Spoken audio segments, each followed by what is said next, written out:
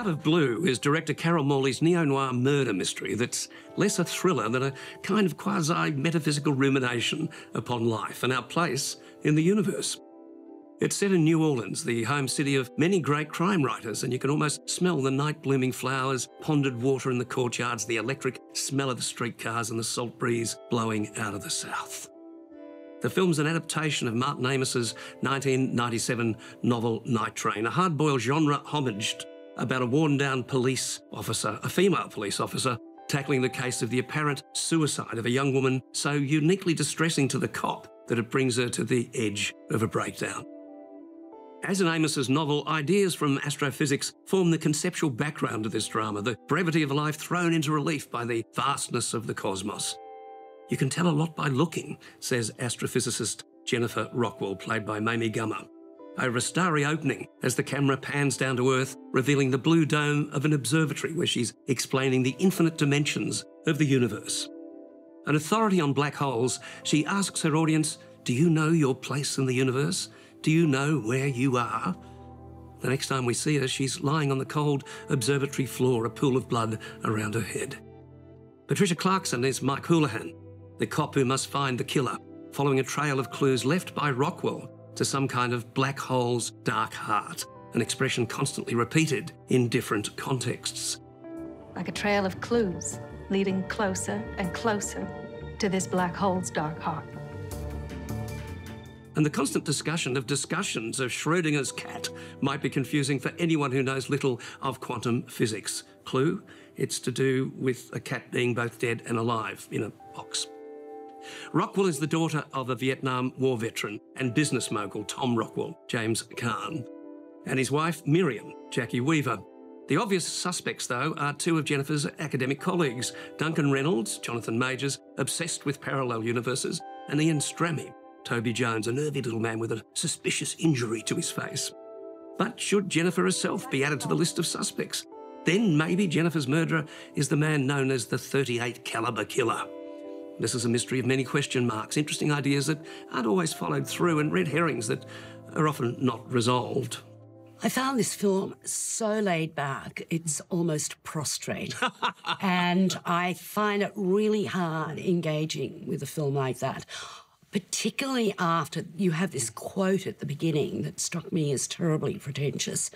The universe is not simply, we're not simply in the universe is in us. Yes. And it's like... It was a bit pretentious, wasn't it? Give me a break here.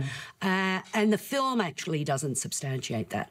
I think that I haven't read Amos's novel. Have you read it? No, I haven't read it either. But I looked at the plot summary on Wikipedia, and it struck me that this overlay of the 38mm killer from decades ago was a construct brought in to the story here, and I just... Classic set of red herrings connected with that storyline, yeah. But it's not, actually. I mean, in the film, it's key, from my understanding of this hoary old ending, which I didn't believe for one moment. No. And it's interesting that, this is sort of like an American story, supposedly told by two Brits, Martin Amos and the director. So I failed to get engaged in this story. I found it very hard to get engaged as well. I quite liked the coolness of it at times, and I liked Clarkson's performance as a kind of male-female cop. But she's sort of like... I liked the blank. fact... I liked her. I thought she was very sexy and very smart. I thought she was good. I thought she was...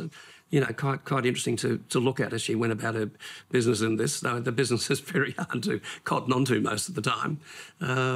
It's very strange little film, really.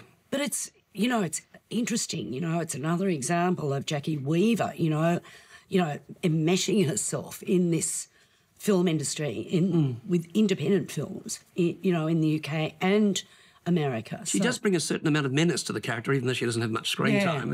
I quite enjoyed that performance. There's a kind of of strange energy, to almost cosmic energy in this case. But did you understand all that the black hole stuff, we're all made of stardust. No, and Schrodinger's cat completely and utterly confused me. They kept discussing it. No, it was something to do with the cat's in a box and it's got poison and it's got a bomb, but the lid is closed. Do you know if the cat's alive or dead? How that related to the rest of the plot, I don't know. But maybe Rockwell was still alive. But surely if the bomb goes off, the cat's dead. Well, you're probably dead as well, so what does it matter? You're in a different universe as well, so I don't know.